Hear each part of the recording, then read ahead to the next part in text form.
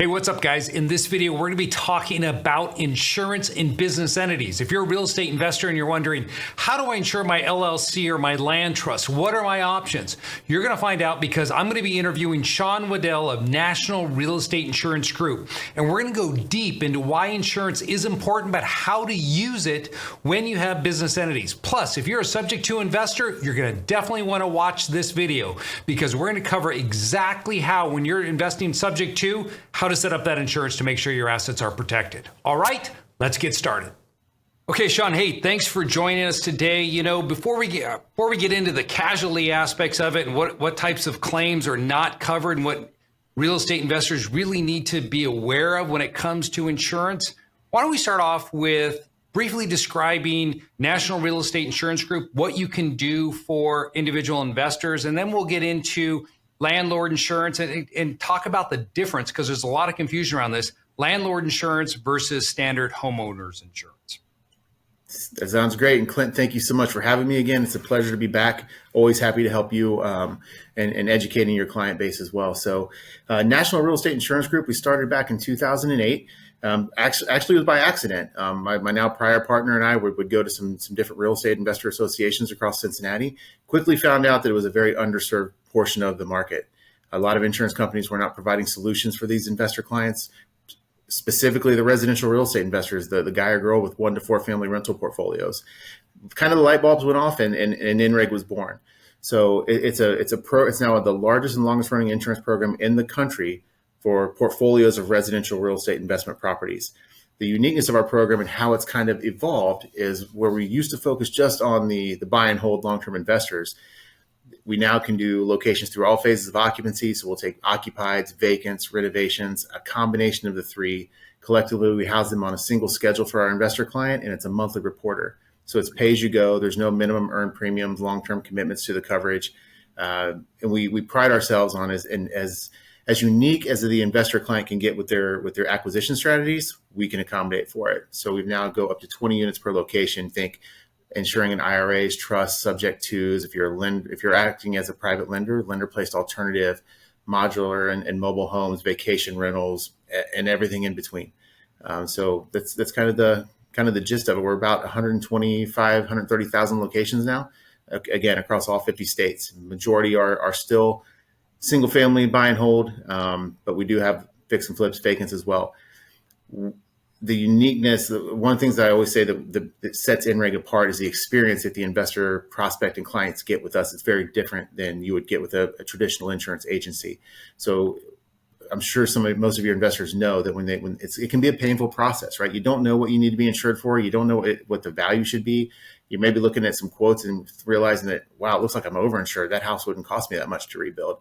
The experience with INREG is a little bit different, right? So we assign a licensed sales advisor to each prospect, and then obviously you become a client because you get the client service advisors as well that will actually walk through that with you, kind of what your exit strategy is, what your business model is. So we can tailor your insurance correctly based on what your business needs are. So it's not one size fits all. Investors have options, and we want to make sure that we make those available to those investors so they can make the best decisions.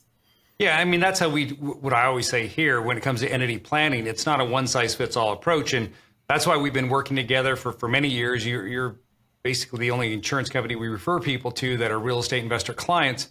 And, you know so much. And that's why we're going to get in today, talking about why insurance is just not enough. And so many people think that, hey, all I have to do is go out there and load up on insurance. I see it on Bigger Pockets, people, so-called experts weighing in, don't set up entities. I see attorneys that will talk about this on occasion, or CPAs will put out videos on YouTube. And I just, I want to grab them and say, hey, where are you getting your information from? So before we talk about those types of claims that I know people are interested in hearing about, that, their insurance is not going to cover them on if something were to happen, just briefly discuss on what is landlord insurance and how does that differ from homeowners? Well, I mean, our program itself is just for that. It's just for the landlords. It's for non-owner occupied investment properties, right? Whether there's a tenant in there or not. Those properties and those policies are underwritten very differently than a homeowner's policy is. So they're higher risk. Obviously, when you look at insurance companies that play in the homeowner space, a lot of them aren't playing where we play in the investor space because they have a very different appetite on what they are comfortable with in terms of risk, right?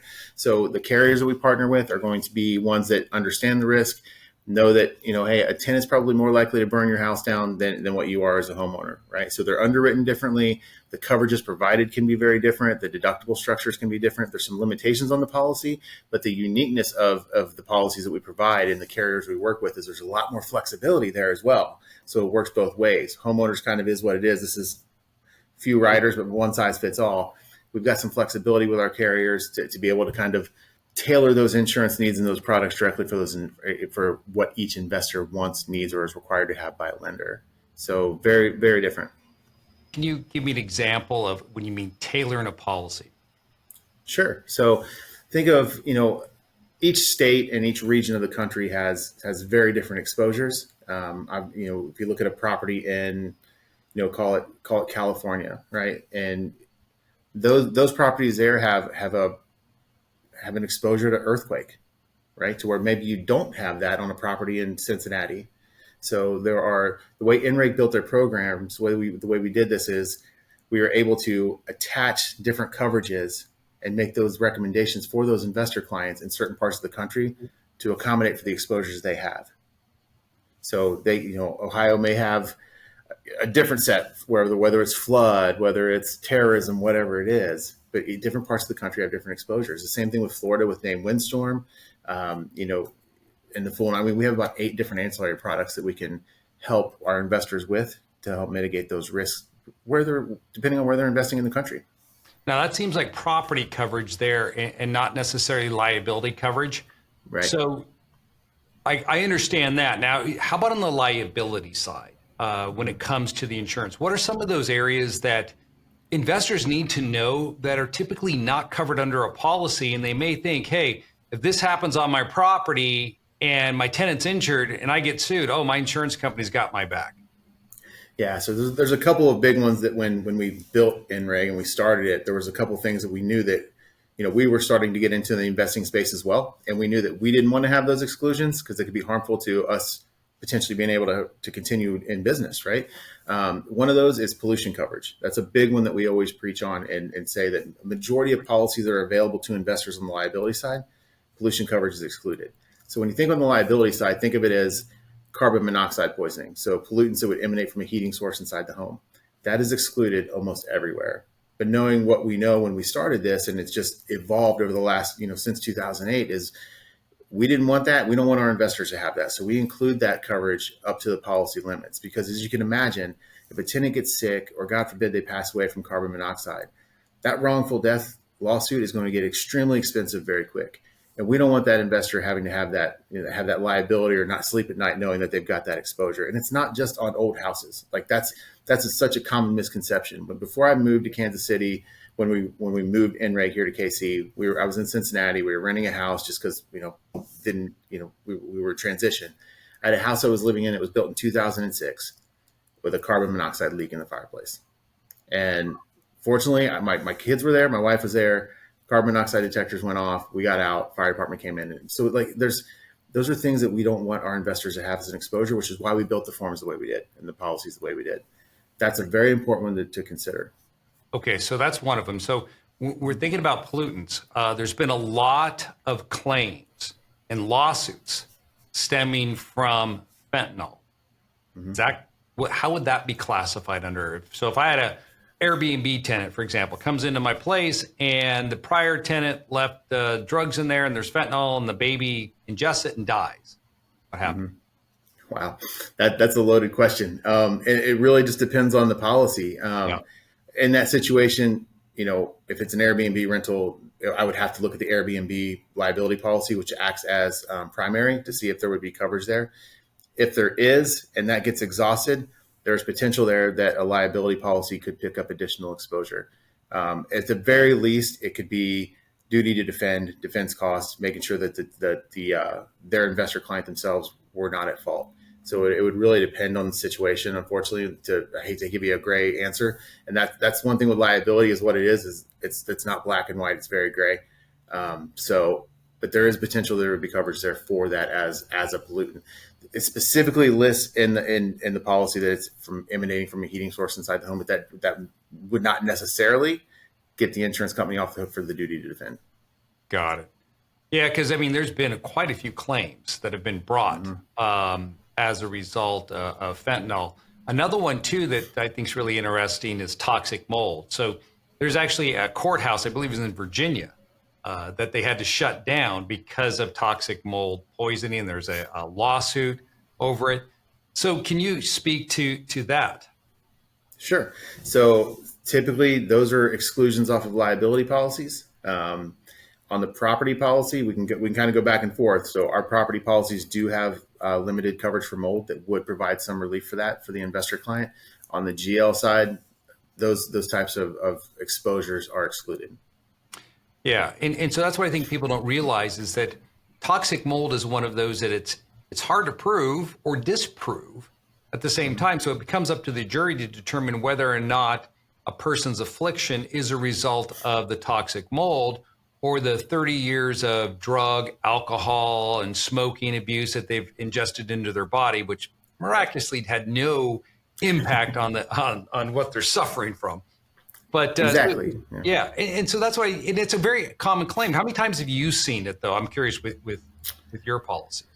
Not often. It's a handful. And just because I say that it's not included on or would be typically excluded off of a liability policy, it doesn't mean the coverage isn't available. There are policies that you can buy. There are pollution-specific insurance policies that you can buy if you feel like you may have that risk. That you can, as long as there's not pre-existing conditions that you know about, and you're just going out to buy it if a lender requires it. Because in some other areas of the country, some do. But I mean, you can always supplement your main coverage with a pollution type policy, both on the property and the liability side. It's just usually on like a premises or a general liability form. That wouldn't be something that is typically covered. But in our program, knock on wood, we haven't seen many of those. Good. So it's been non-event for us. Doesn't mean it doesn't happen, because it certainly does. Mm-hmm. All right. So what are some other things that you'd want to bring up that aren't covered that people need to be aware of? Yeah, I would be very, very careful on the canine bites, on dog bite coverage is another big one that we see. So it's almost always going to be sublimit if there is coverage at all. So think on your premises or your primary insurance liability policy, you'd have, if you're written the right way, you have $1 million per occurrence of liability coverage with a $2 million annual aggregate limit. So think of $2 million as the maximum amount of liability coverage that policy will pay over a 12-month period for any number of losses that may occur. And that resets to a new limit each year at your renewal.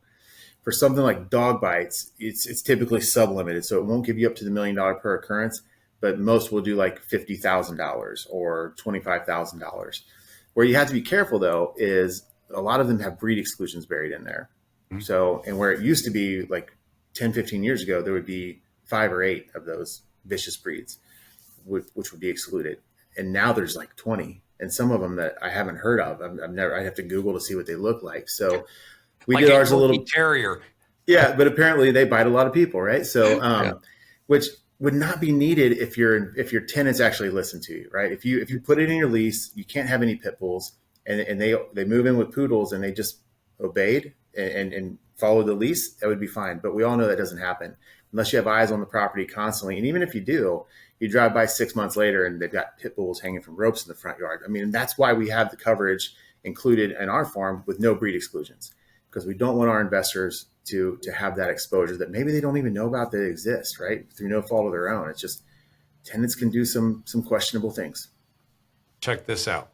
So when I was young, I worked for my father. People know about this. He's a landlord, and I would go in and whenever a tenant moved out, and we would turn the apartment. Well, I'm in one of his buildings one time. The tenant had vacated. I walked in and I heard a hissing noise. And I looked down to my left and there was a small alligator. It's probably about 3 or 4 feet long.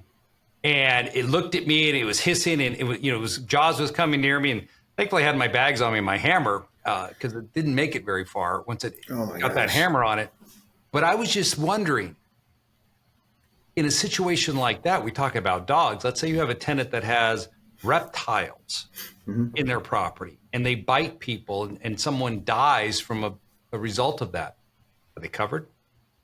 Yeah, it's usually limited to canines, to dogs. So the exotic pets, there are standalone liability policies that we can offer, that the tenant can buy, right? That they would list the investor as additional insured to cover those exotic types of pets. And if you're allowing your tenants to have those in your house, you should absolutely make them buy liability coverage that lists you as additional insured, because those are, I mean, that's what's going to happen. I mean, I have a similar story. Like my dad had just bought a farmhouse probably 20 years ago, and it was one of the old farmhouses in my hometown. It had the old oil tank in the basement, and had a bunch. The guy was a woodworker down there, and we went down there. We were cleaning the wood out, and same type of thing. We heard a little bit of a hissing noise, and we looked up in the rafters above us, and there was about a 12-foot python laying across the rafters. Right, so I always thought it was weird. We were ripping out the walls. I'm like, we're in the middle of a field. I see no mice. Like, what's going on?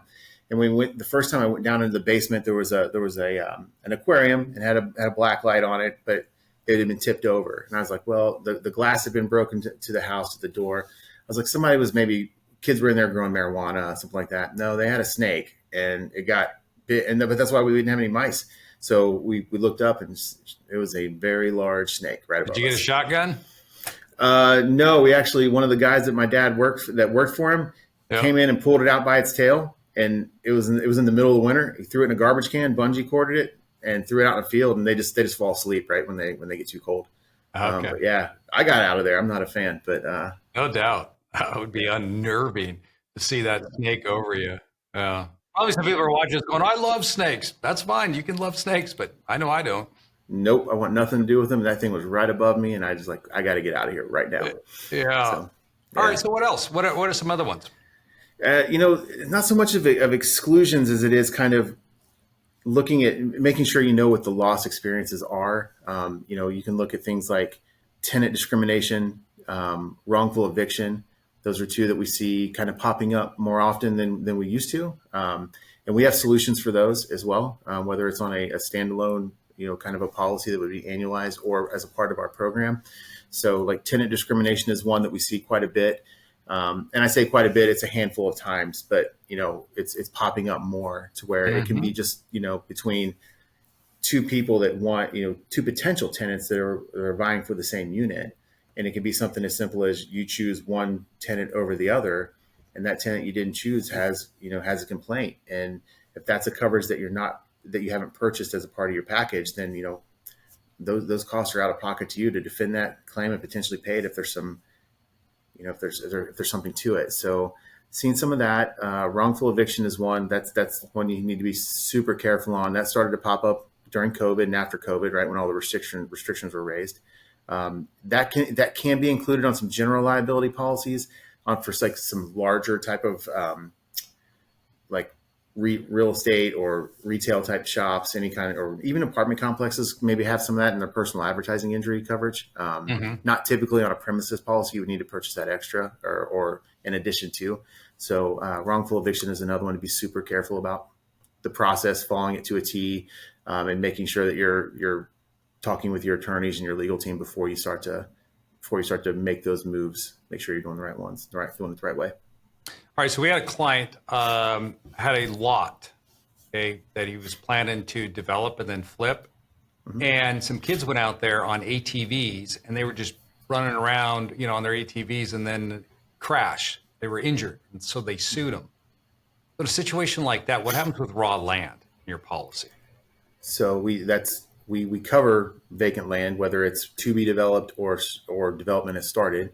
In that situation, then yes, coverage can be afforded for that situation to help those injured parties become whole again, even if they're trespassing and shouldn't be on that land, unfortunately. And even if you've got fences up and signs up saying no trespassing, depending on where you're at in the country, there's a pretty good likelihood that you're going to need insurance, you're going to want insurance, and it's potentially going to pay. And yes, there would be coverage for that. Do insurance companies ever use the fact that you did not put a sign up that said no trespassing as a reason not to insure you? Or? No, not that I've seen. It's highly recommended that you do that. So just as another deterrent. But no, I've not seen. There's nothing in the policy that says that that's a requirement. At least not in ours. I can't speak for all of them because there's hundreds of thousands of them out there, but at least in our program, no, that's not a requirement. It's strongly suggested that you do so. You want to make sure you're mitigating loss any way you can anyway. So that's just another way to do it, but no, it's not a requirement. One of the things I think a lot of people are not aware of with many insurers is that if you have residential real estate, it's my understanding with a lot of policies that if I'm going to do a turn, or maybe I'm going to upgrade the property, I want to take it and turn it into a duplex or do some construction on it, that the policy I have, that landlord policy, if that property's vacant, I've read, for more than 30 days, and somebody gets injured while we're doing some work on it, then I'm not covered. There's a lot of truth to that. And depending on some of those vacancy provisions or clauses are different by carrier. Many of them are 30 or 60 days. And that's kind of that is the advantage of working with a program like NREG, is because it's, again, the monthly reporter that accommodates for locations through all phases of occupancy. You just have to notify us of the change. And you can do that either if you want to call one of your client service reps and talk to a live person, or do it through our client portal where you can self-serve. It's just a flip of the switch for us. You change the occupancy, the coverage remains the same, but it is notifying the carrier of the actual exposure at the time, right? So that's what you want to do. You don't ever want to give an insurance company a reason to decline a loss, and misrepresentation of material facts is a way to do that. So not telling them it's occupied, it's been vacant for a while, something happens on site. That's a way that an insurance company could potentially decline a loss. Yes, they don't always do it, but they could. Yeah. So when you earlier you talked about high risk and excluded events, I believe when you were saying that you guys can insure against things such as floods or wind, things like that. So in order to obtain that type of insurance, you really have to know your area. And if I'm investing out of state, for instance, let's say I live in California, I want to invest into Texas. Yep. There are issues down in Texas. I mean, I invest in Houston that I didn't even know about until after I started investing down there. And how does someone go about figuring out, well, maybe I should get this type of coverage? Is that something that, NREG would inform me of? Yeah, that's one of the benefits of working with someone like us, is because, again, going back to at the beginning of the call, you would get set up with an advisor that actually is an expert in that space and says, hey, Clint, these are the exposures you have in Houston, and these are things you need to think about. And then we look at if you have a lender, we look at the lending requirements. Oftentimes those are going to help you because they kind of have a good idea of the area, but they miss things at times too. So absolutely. But you as the investor have to make the decision on whether you're okay with self-insuring, meaning not having any insurance coverage and taking that risk, and what you want coverage for. We use a lot of tools here, being a national program and investors always being turn and burn last minute. Trying to fully underwrite a property like you would get at a Nationwide or a State Farm, or any of those companies, which, by the way, they're all phenomenal for what they do. But like for investment properties, like we use technology quite a bit to give us a leg up. And that is we pull different data points from different companies that give us upwards of 1,000 data points for each location that be potentially onboarded into our program. And that helps to drive the conversation with the investor. So it's not just property exposures. It could be crime. Like one of the things we look at is a crime score. So we can say, hey, Clint, this is okay. Like the property's fine, but as an A through F score, this location scored a D crime score. And this is what this means, right? It doesn't mean it's in a bad area. It could mean proximity to the highway. It could mean the closest police station is too far away. They feel like there's several factors that go into it. And that's part of the education process that you get with us. Got it. All right. So what are some, optional coverages or add-ons that people should be thinking about whenever they take out a policy? So assume they weren't working with you and they're working with one of the larger carriers, what should they be thinking about? So let's start on the liability side. It's liability is not one size fits all. It's really what helps you sleep at night. I can tell you that at the bare minimum, you need to carry $1 million per occurrence for each location. Anytime you get an offer where they're bundling limits of liability among your entire portfolio, run, because that potentially leaves you very exposed if you have one or two bad events at one or two of your locations, with the rest of your portfolio being bare for the rest of the term. It makes it very difficult and unaffordable to buy additional coverage as well in the form of an umbrella or excess policy. So minimum of $1 million per occurrence with a $2 million annual aggregate limit for each and every insured location. Then above that, you want to look at defense costs, making sure that your defense costs are outside the limit so it doesn't eat away from the aggregate, right, or the per occurrence limit. And then you need to look at an umbrella or an excess. And every investor, every conversation I have is different, right? We have investor clients that have tens of thousands of locations insured with us, and they carry a single $1 million, $2 million limit for each and every insured location. And we have other investors that will buy properties in bulks of like 3 or 5, right? And they buy a $5 million umbrella for each one of their entities. So it's whatever helps you sleep at night. But just know that the umbrellas and the excess liabilities are cost-effective ways to garner additional liability coverage above and beyond what your primary liability provides. So if you don't think that $1 million per occurrence is enough, or maybe you've had an experience where it wasn't, you have those additional liability policies you can purchase up to $200 million per location if you want to. That's the first one I would look at. So really have the conversation with your agent on what is the right limit. And if they tell you what the exact limit is, they don't know. You have to answer that question, right? Like I can gear you any way I want to and say, hey, Clint, like you need to buy this, but like it's what helps you sleep at night. It could be $1 million, it could be 10 million, it could be 100 million. So know that that's probably on the liability side is one you would certainly want to look at. And then depending on what your business model is, whether you have employees, whether you have them running errands, whether are you a contractor, are the properties under construction? Like there are all kinds of things that you can look at as factors where you may need to potentially buy some supplementary or standalone coverage to round out your liability exposure.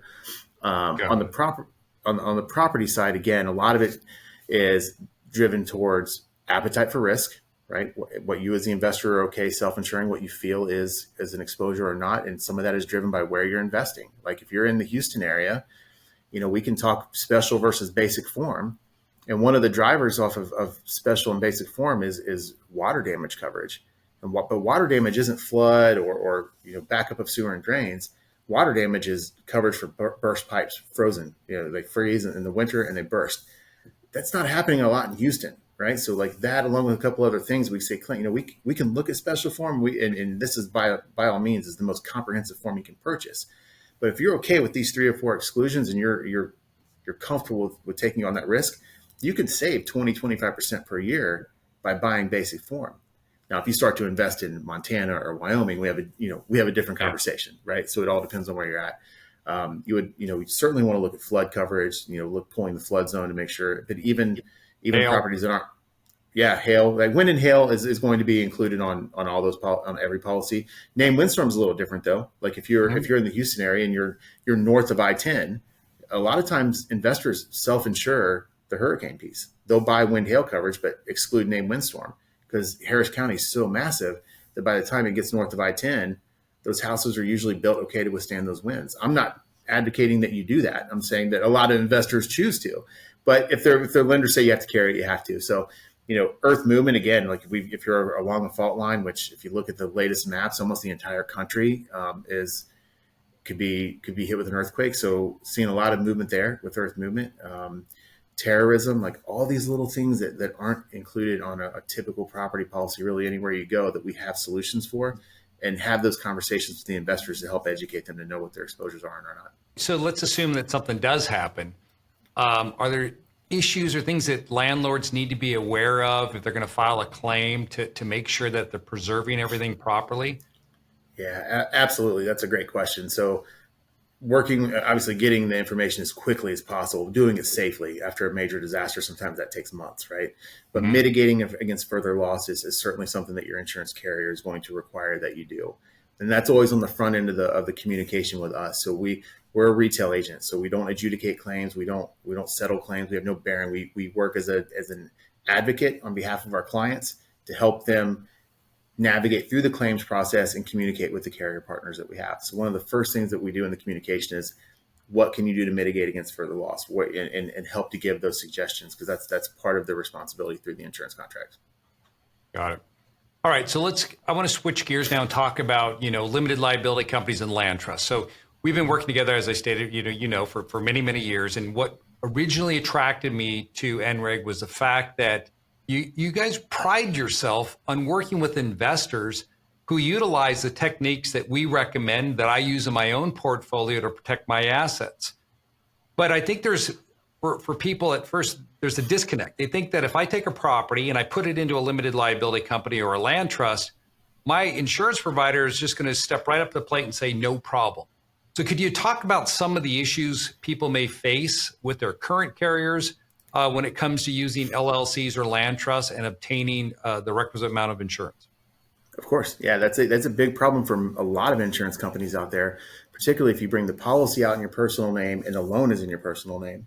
So trying to get your insurance to cover or change or endorse the policy to your LLC or your land trust, a lot of them can't do it or they choose not to. It could be through their reinsurance contracts where they don't have the ability to do so. But really what that would tell you is they're not investor focused.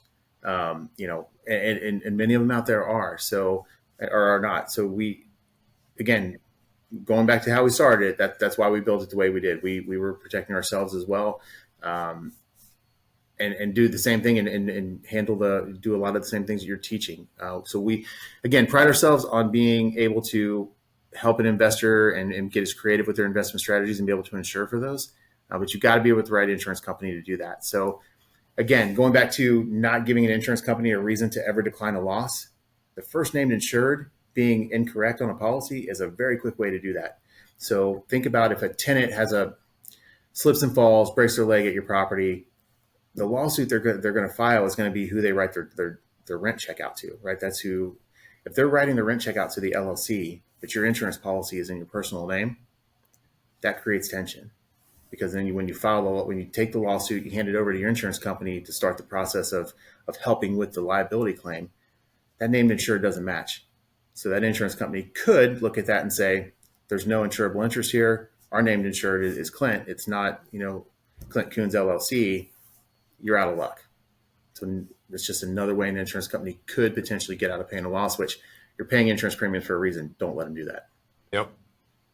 So what you just said is the entity needs to be listed as the named insured, correct? Mm-hmm. Correct. Now, for some carriers, that means if I have 5 LLCs, I have to have 5 separate policies. But with you, we can get one policy that would cover all 5 LLCs, correct? Correct. Yes. Yeah. So we set you up as an account. So you have a master account holder and underneath you have sub accounts. So you'd have each LLC listed with individual policy declarations pages, evidence of insurance, and certificates of insurance that are tied to each one of those locations with the LLCs that are associated with it. So yes. But by doing that, we're able to leverage, Clint, your entire portfolio size to keep your property rate stable and your liability rate stable over time. The more leverage you give us, and we can leverage again the underwriter to keep your rate stable. Size of portfolio is one way to do that, regardless of how dynamic it is or different. The fact that you're involved in all of those should give you a competitive advantage in terms of pricing over a new investor that maybe comes in with 1 or 2 locations. It's all a leverage play. And for ease of use for the investor clients. So what happens then in a situation if I kept the policy in my own name because I have a loan and I don't want the lender to know that I've transferred my real estate into the LLC because I'm concerned about the due on sale clause, and them finding out that there's been a property transfer, maybe accelerating. But I want to name my LLC as the additional insured. So I'd come to you and I would say, here's what I need. I want to stay on as a primary, but I want my LLC listed as the additional. So when the lender verifies that I have insurance on the property, they still see my name on it and they don't see my LLC. Can you speak to that? Yeah, that's something that's a very easy add to do. It's not the preferred, right? But in that situation where you don't want the loan call due, and certainly there's got to be some sensitivity to that, then absolutely. That's an email to us. Hey, add LLC as additional insured.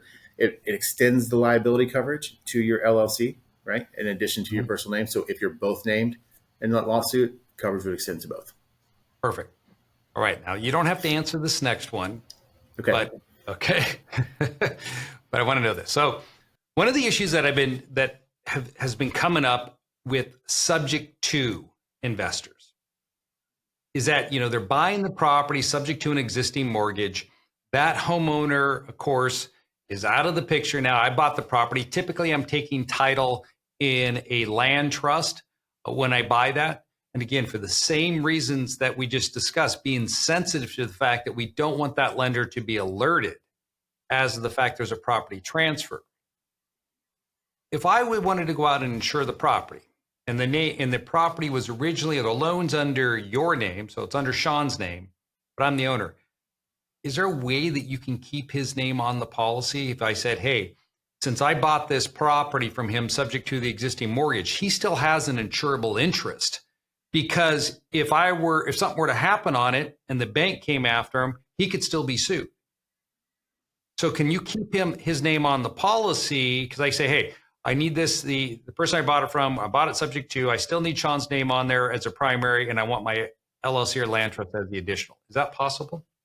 The way you want to set up a subject to deal, and this goes back to one of the first things we really started to specialize in, because it was massive in the Cincinnati market where Tim and I started InReg, was you need to be careful on subject to. So the way to do that to where the loan doesn't get called due is we always list the prior homeowner as additional insured on the liability policy. So if they are, in your example, drug into a lawsuit, your liability coverage that's you as the owner will extend to them.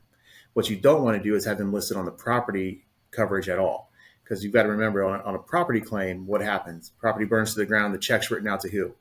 The named insured and any of the additional, or the mortgagees, lost payees, additional insured. You don't want them having any right to that money because it's not their property, but you do want to extend the liability coverage to them. So in the event they're pulled into that lawsuit, and by the way, it satisfies the lender for what's needed for the subject to.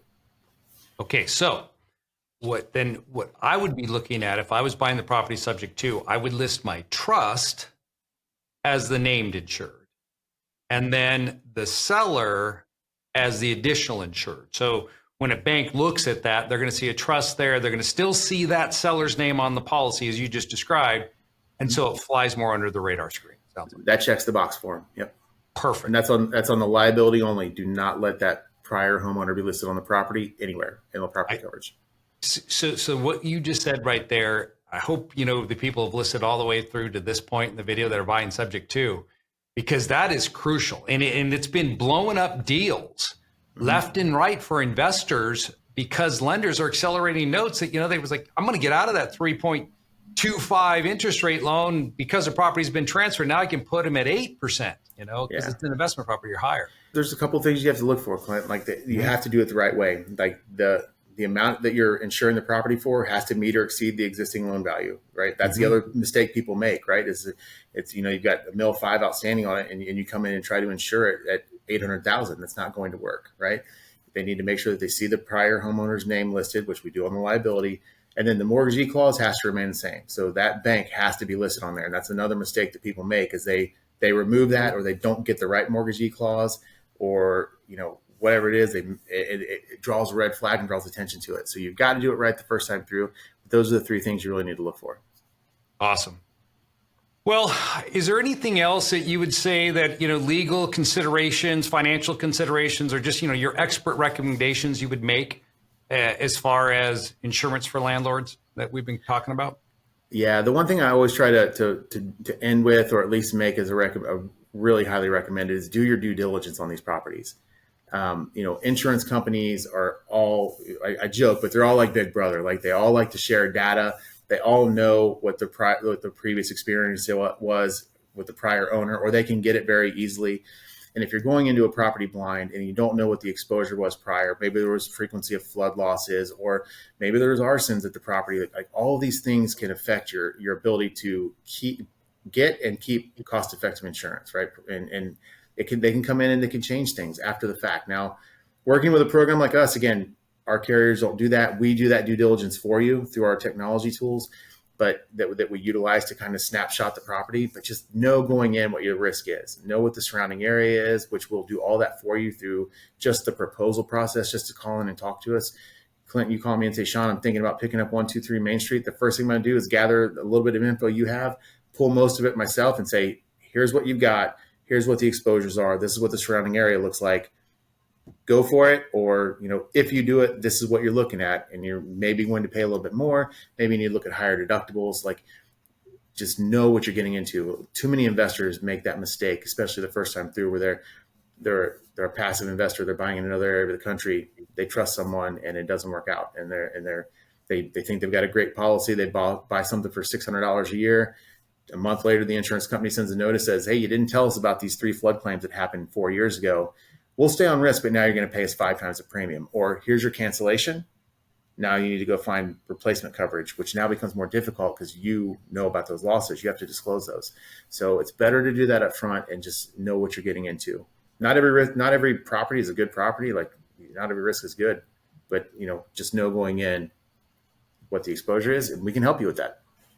See, that what you just said right there is really what we talk about a lot is you got to have a team around you. You have to have a legal team. You need to have a tax and accounting team. You need to have your insurance team. And before you make that purchase, like you just said, talk to these guys. And maybe there's something you're going to get out of that and you realize, hey, this isn't the best thing for me because you don't know what you don't know. And the experts can help you there so they can help drive your investing. That's a great nugget. And I hope people understand that. They take advantage of it. They reach out to you. They form a relationship because I know it's been great for us and our clients. And if they want to get a hold of you, we're going to put it in the show notes, a link to that so they can reach out to NREG and hopefully start a relationship because, so many of them that we've been working with, they brought their whole portfolios over to you. They get everything insured. The dashboard is what I think is key, right? The way you've set this thing up, it's so easy. You can just add and subtract properties. It is a landlord's dream from the insurance side. Thank you. I appreciate you saying that, and happy to help anybody that comes to us, especially through you, Clint. But that's what we try to do, right? Insurance is the last thing anybody wants to deal with until it's time to deal with it. So we're trying to make this as seamless and as easy as possible, so they can deal with what they're better at, and that's going out and finding deals. Absolutely, Shawn. Thank you. Anytime, Clint. Thank you, sir. Take care.